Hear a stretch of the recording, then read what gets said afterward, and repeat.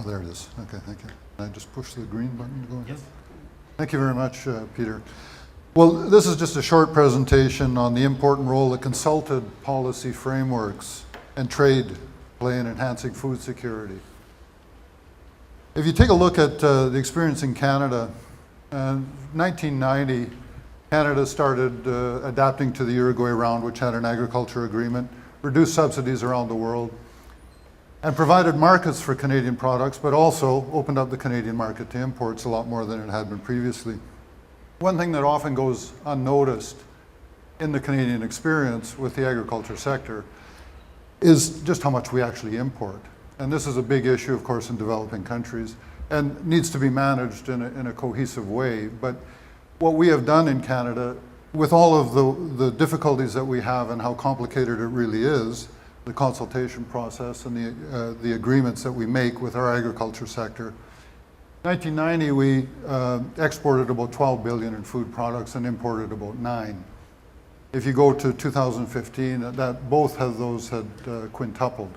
And that tells you two things. It tells you that Canada has a vibrant agricultural sector, which is of course of importance to developing countries because they have such a large population in their rural communities in the agriculture sector.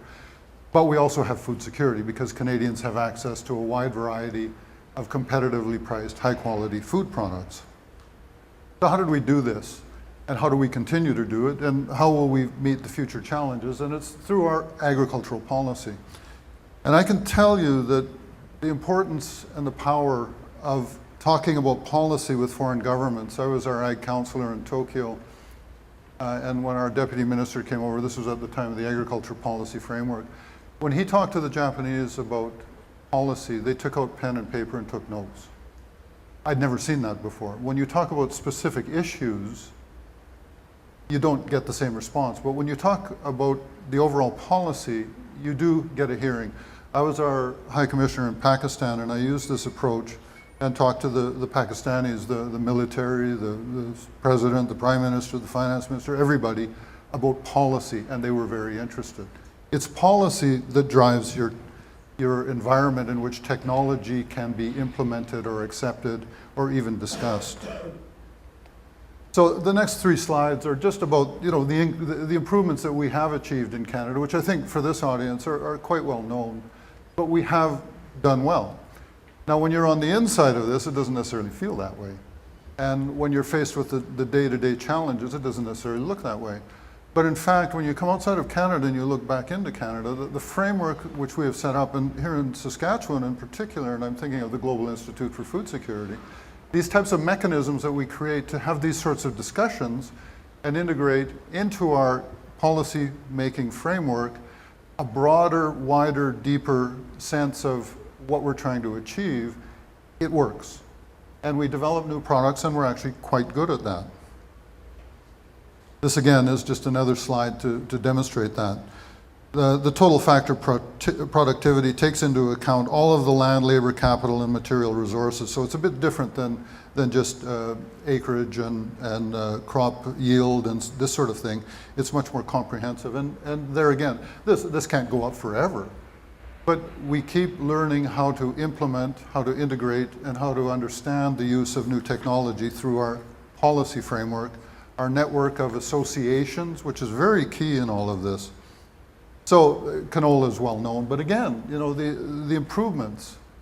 So, if you take, and if what Phil and Ruth were talking about, if you talk about a specific technology, you're into a very different discussion.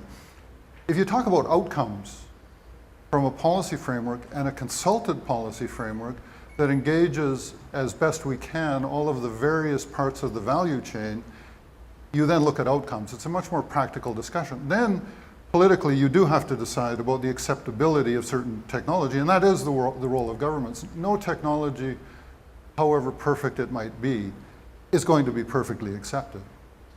So that depends on the country. There will be different approaches, there will be different results, but the outcome discussion is the single most important discussion that governments can lead. And the outcome discussion is about often jobs and food security and exports, all of those things put together.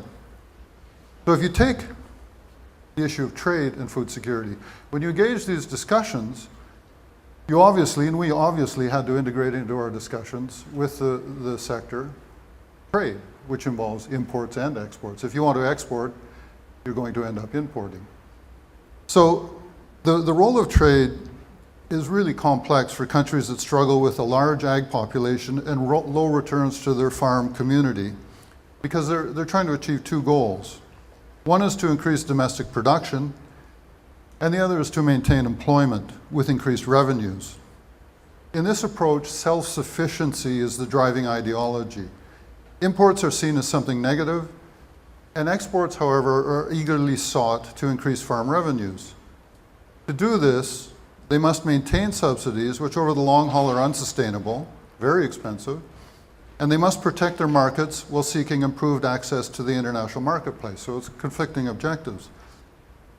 More importantly, and one thing that we don't talk about all that much, is that the standards are then set domestically, with the exception of attempts to export, where the quality and inspection must be driven back to the farm to succeed. So if you want to export your products to the EU, Japan, North America, you're going to have to adopt the foreign country standard, and you're going to have to drive it back to the farm gate with the certification, inspection, and all of those mechanisms that then drive quality and increase revenues, or you can forego the revenues.